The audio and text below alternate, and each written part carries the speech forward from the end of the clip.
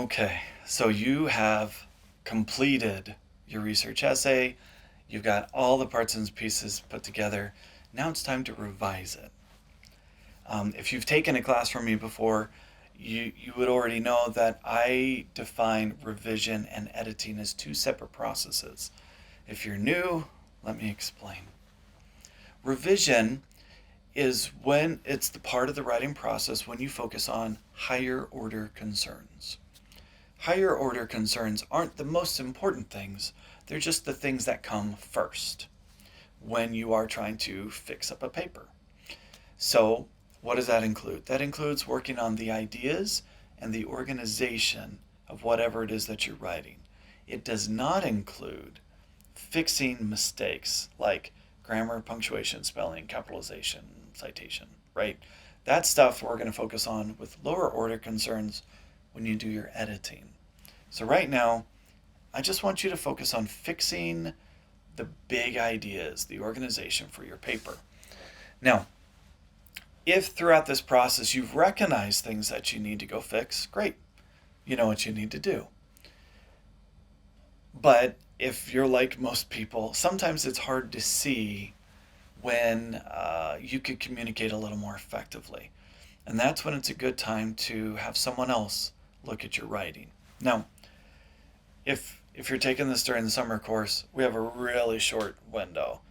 I'm going to have your rough drafts due on like a Wednesday, and I need to be able to respond by like a Friday. So that doesn't give me a lot of time, especially because not everyone's going to meet the due date. So it really compresses. There's not a lot of time. So I will do my best to respond and give you feedback on your rough drafts, but don't wait for me because I'm going to be doing it for an entire class, and we'll see. I'll be doing my best. But you can use other resources to help you out. So I would encourage you to go see a tutor, to maybe submit through NetTutor, or talk to someone that you trust. Maybe you have a friend, a parent, I don't know, a relative that you trust their ability to look at what you've done and give you some recommendations. Go to them. Now, while you're a student at EAC, we do have some resources available to you. If you want to go in person and you live near the Thatcher campus, we do have tutors even during the summer that you can go get help from. So I've put a link on the revision assignment to the tutoring schedule for the summer. You just pull it up, you can see who's available and when, and you just show up. You don't even have to sign up. If you're taking this during the regular schedule, the link during the regular semester, the link should still work, and there might be even more tutors available. If you can't, but you still want help, there is a link, tutors@eac.edu, and you can just submit your paper. But you need to make sure to give the tutors enough time. So that's why it's important to meet deadlines. It gives the tutors enough time to respond. And if the tutors suddenly have like, I don't know, 20 something research papers to grade, it'll sure keep them busy. But you might need to wait a couple days before they can respond to everything. Okay, especially if you want good feedback. In addition to that, when you're logged into Canvas, there will be on the left-hand side, if you're on the web browser, not sure how it shows up if you're using the app, there will be a link for NetTutor. NetTutor is another resource that we have access to. You go into it, you go down to like English, whatever, and you can upload a paper. You have to go back later to check to see if they've responded. Sometimes they need like a week. So they're not always as fast as our local tutors, but the more help the better, right? It doesn't hurt to do all the things. So I would recommend you get help from as many people as possible. The best part about this is they don't know what was in your head. They don't know what you were trying to do. So they can look at what the words say to them, and then if that's not what you were trying to say, you know you have some work to do, especially when it comes to fixing ideas and organization.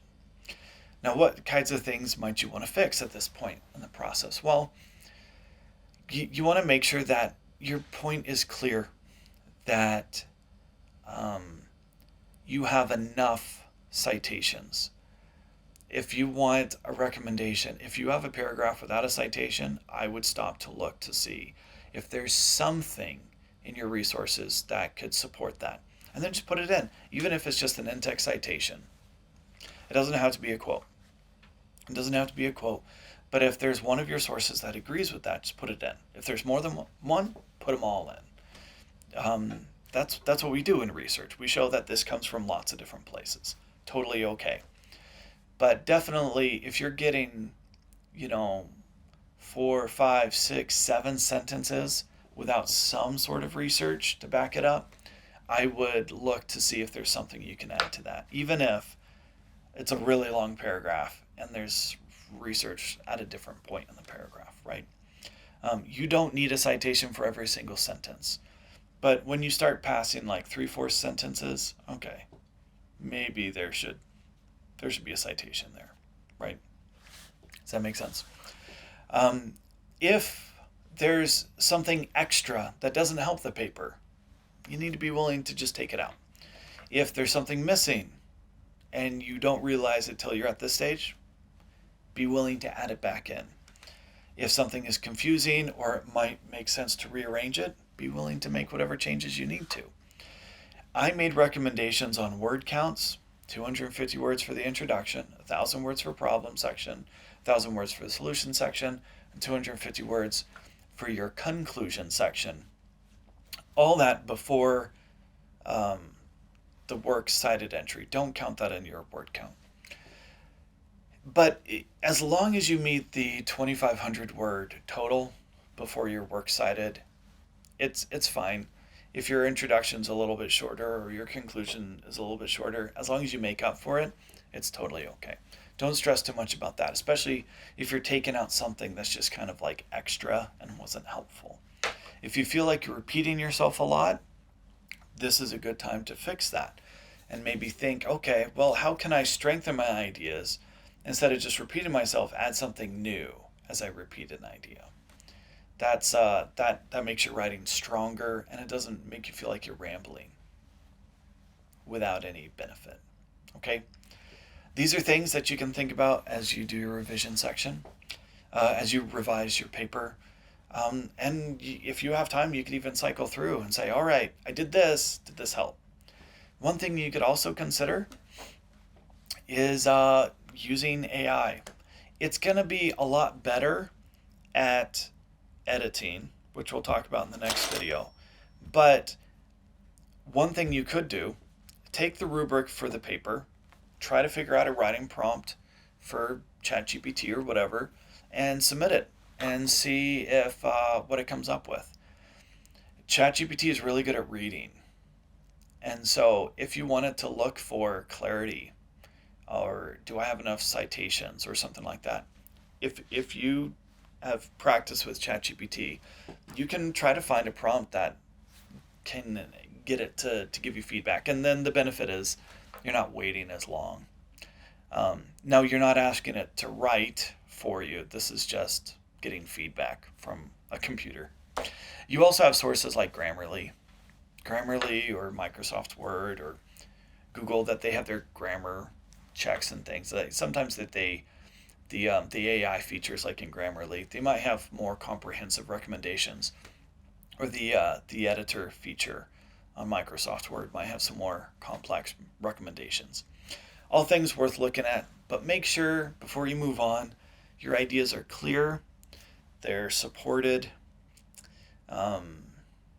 and you feel like you've made your point before you move on to editing the paper.